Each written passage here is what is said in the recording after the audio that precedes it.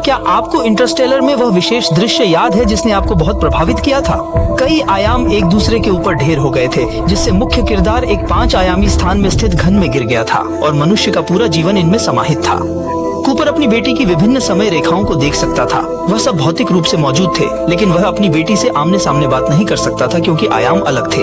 भले ही वह शीशे के दूसरी ओर अपनी बेटी को पुकार रहा था, लेकिन दोनों के बीच केवल एक आयाम नहीं बल्कि अनगिनत प्रकाश वर्ष का अंतर था। 5वां आयाम कोई जवाब नहीं मिल रहा। कूपर की खामोश दुनिया में अकेला और निराश है।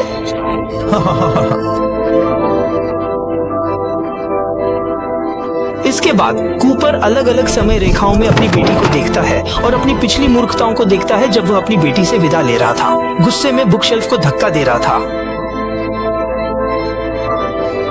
मुख्य किरदार चाहता था कि उसकी बेटी पहले वाले कूपर को रोक ले, अंतरिक्ष की खोज न करे, वरना वह वापस कभी नहीं आ सकेगा। लेकिन यह एक नियतिवाद परस्पर विरोध जैसा है। कूपर को पृथ्वी छोड़ना ही था और वही उसे उस स्थिति में पहुंचाता है।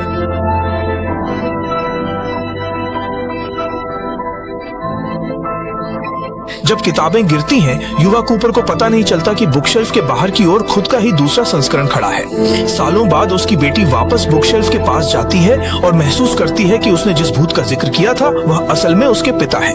इसी समय मुख्य किरदार के साथ गिरा रोबोट संचार सिग्नल पुनः प्राप्त करता है और उसे बताता है कि वह एक